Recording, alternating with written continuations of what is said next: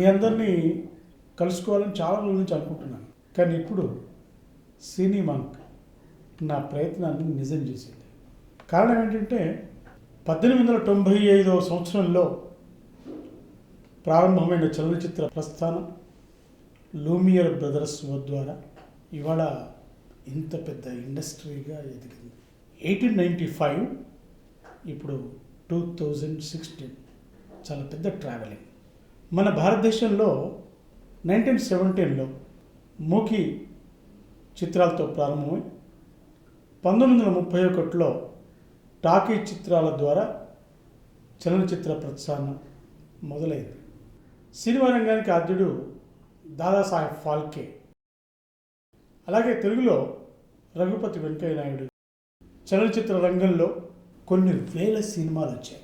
వేలాది మంది డైరెక్టర్స్, వేలాది మంది నటీనటులు, సాంకేతిక నిపుణులు, వందలాది స్టూడియోలు, వేల థియేటర్స్, లక్షల కోట్ల రూపాయల బడ్జెట్, ఒక భారీ పరిశ్రమగా ప్రపంచ చలనచిత్ర పరిశ్రమ, అలాగే భారతీయ చలనచిత్ర పరిశ్రమ ఎదిగింది. ఈ ఎదుగుదలలో ఎన్నెన్నో స్టెప్స్ ఉన్నాయి. We don't need that kind of all steps.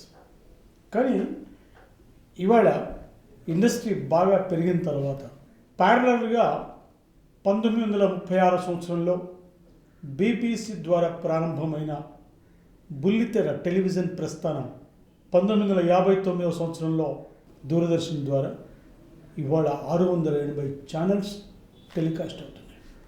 Entertainment, news, భక్తి, సినిమా, అన్ని రకాల. ఎవరికి ఏది కావాలంటే చేతిలో రిమోట్ పెట్టుకొని మనం నొక్కేస్తే మనకు కావాల్సింది మనం చూడొచ్చు 24/7. అంటే ఎన్ని వందల గంటల ఎంటర్టైన్మెంట్ని ప్రేక్షకుడికి అందించడానికి ఎన్ని వేల మంది కార్మికులు, ఎన్ని వేల మంది టెక్నీషియన్స్, ఎన్ని వేల మంది నటీనటులు, సాంకేతిక నిపుణులు, యాక్టర్సు, న్యూస్ రీడర్సు, ఇలాంటి వాళ్ళందరూ కష్టపడితే ఇన్ని ఛానల్స్ మనుగడ సాగిస్తున్నాయి. Really great. Hats off to everybody. Those who are sacrificing every time, every minute, every second. ఈ ఇండస్ట్రీలో ఉన్న వాళ్ళకి విశ్రాంతి లేదు. ఒక రకంగా అటు చలనచిత్ర పరిశ్రమ కావచ్చు, ఇటు టీవీ రంగం కావచ్చు. మిగతా వాళ్ళు నిద్రపోతున్నప్పుడు టెక్నీషియన్స్ మేలుకుంటారు, దర్శకుడు కానీ రచయిత కానీ. ఎందుకంటే ప్రపంచం నిద్రలో జారుకున్నప్పుడు రచయిత మేలుకొని గొప్ప గొప్ప రచనలు తయారు చేస్తాడు. అదేవిధంగా దర్శకుడు అద్భుతమైన కళాఖండాల సృష్టి చేస్తాడు. అది చాలా వరకు నైట్ టైం జరుగుతుంది ప్రక్రియ. ఎందుకంటే ఆలోచనలన్నీ నిశ్శబ్దంగా ఉన్నప్పుడు వీళ్ళ మైండ్ సెట్ యాక్టివ్గా పనిచేస్తుంది. ఈరోజు ఇండస్ట్రీ బాగా పెరిగిన తర్వాత చాలామంది ఔత్సాహిక నటీనటులు, సాంకేతిక నిపుణులు, డైరెక్టర్స్, కెమెరామెన్స్, రైటర్స్ అందరూ ఈ ఇండస్ట్రీని తలుపులు బార్లా తెరిచి ఉన్నాయి. కాబట్టి ప్రతి వాళ్ళు రావడానికి ప్రయత్నం చేస్తున్నారు. They want to prove themselves. మా టాలెంట్ని ప్రూవ్ చేసుకునే అవకాశం మాకు లభిస్తే just we can create miracles అని యూత్ అంతా వస్తున్నారు. Most welcome. ప్రతి వాళ్ళు రావాల్సిందే, అద్భుతాలు సృష్టించవలసిందే.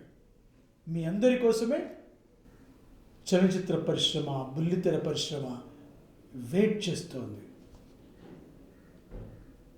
కానీ ఈ సమయంలో చాలా అలర్ట్గా ఉండాలి, చాలా జాగ్రత్తగా ఉండాలి.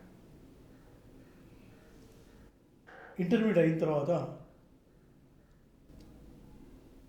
బీటెక్ కానీ, ఎంబీబీఎస్ కానీ, డిగ్రీ కానీ చేయాలనుకున్నప్పుడు పేరెంట్స్ మంచి కాలేజీల కోసం చూస్తుంటారు. వాళ్ళ డాటా సేకరిస్తారు. ఏ కాలేజ్ మంచిది, ఎక్కడ మంచి ఫ్యాకల్టీ ఉంది, ఎలాంటి కాలేజీలో పిల్లల్ని చేర్పిస్తే వాళ్ళకి మంచి ఎడ్యుకేషన్ దొరుకుతుంది, వాళ్ళ ఫ్యూచర్ బాగుంటుంది అని ఆరాటపడతారు. It is just common. ఇది కూడా ఇండస్ట్రీ కాబట్టి దీన్ని కూడా మీరు ప్రొఫెషన్గా స్వీకరించడానికి వస్తున్నారు కాబట్టి నటీనటులుగా కావచ్చు, దర్శకులుగా కావచ్చు, రచయితలుగా కావచ్చు, టెక్నీషియన్స్గా కావచ్చు, మీరు ఈ ఇండస్ట్రీకి వచ్చేటప్పుడు కూడా చాలా జాగ్రత్తలు తీసుకోవాల్సిన అవసరం ఉంది. అలర్ట్గా ఉండాల్సిన అవసరం ఉంది. Because you want to take it as profession. మీరేదో ఆషామాషిగా హాబీగా ఈ ఇండస్ట్రీకి వస్తే అలాంటి వాళ్ళ కోసం నేనేం చెప్పదలుచుకోలేదు. చాలామంది చాలా రకాల విషయాలు వివిధ రకాల మాధ్యమాల ద్వారా మీకు చెప్తూనే ఉన్నారు, నేను చూస్తూనే ఉన్నాను. మీలాంటి వాళ్ళకి చెప్పడం మా కర్తవ్యంగా మేము భావిస్తున్నాం. ఎందుకంటే వీ వాంట్ అలర్ట్ యూ. ఎందుకంటే బోగస్ ఇన్స్టిట్యూట్స్ కావచ్చు, బోగస్ మనుషులు కావచ్చు, మిమ్మల్ని రాంగ్ ట్రాక్లో తీసుకెళ్ళకూడదని మా కోరిక. మీ భవిష్యత్తు ఉజ్వలంగా ఉండాలంటే వారానికి ఒక 10 నిమిషాల పాటు స్పేర్ చేస్తే మా అనుభవాల సారాన్ని మీకు we want to share with you. అందుకోసమే ఈ లెసన్. ఏకం సత్ విప్ర బహుదా వదంతి. సత్యం ఒకటే.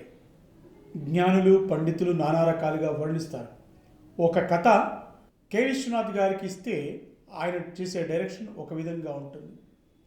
అదే కథని రాఘవేంద్రరావు గారికి ఇస్తే ఆయన ఒక రకంగా మౌల్డ్ చేస్తాడు. ఆ స్టోరీని ఎస్వి కృష్ణారెడ్డి గారికి ఇస్తే ఇంకో రకంగా ఉంటుంది.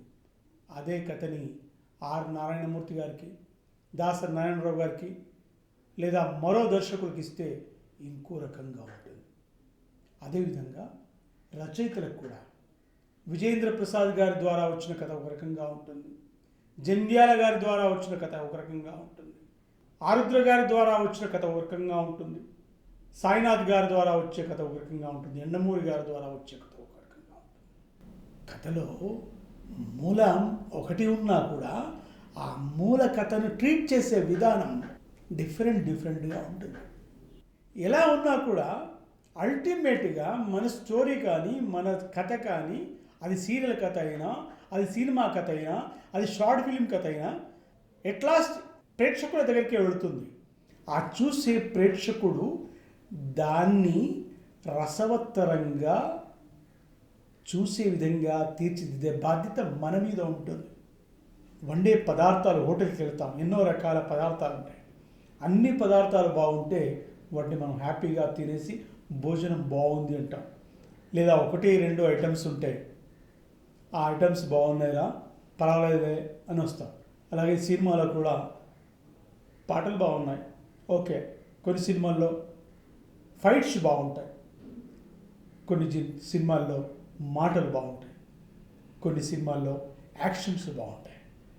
కానీ పాటలు, మాటలు, నటీనటుల అహావభావాలు, యాక్షన్స్, సన్నివేశాలు, రూపకల్పన, కథాగమనం, మూలకథ, ఫైట్స్ అన్నీ బాగున్నాయనుకోండి, అలాంటి సినిమాలే చలనచిత్ర రారాజులుగా మిగిలిపోయాయి. అలాంటి సీరియల్సే గొప్ప సీరియల్స్గా ఇప్పటికీ మనకు గుర్తున్నాయి. అలాంటి సినిమాలు, అలాంటి సీరియల్స్, అలాంటి షార్ట్ ఫిల్మ్స్ తీసే క్రమంలో ఎవరైతే ముందుకు వస్తున్నారో వాళ్లకు కొన్ని సూచనలు చెప్దామని ఇలాంటి విషయాలు ఎవ్రీ వీక్ చెప్పడానికి మీ ముందుకు వస్తున్నాను. తప్పకుండా ఆస్వాదించండి. సూచనలు ఏమైనా ఉంటాయి మాతో తప్పకుండా దయచేసి షేర్ చేసుకోండి. Thank you very much.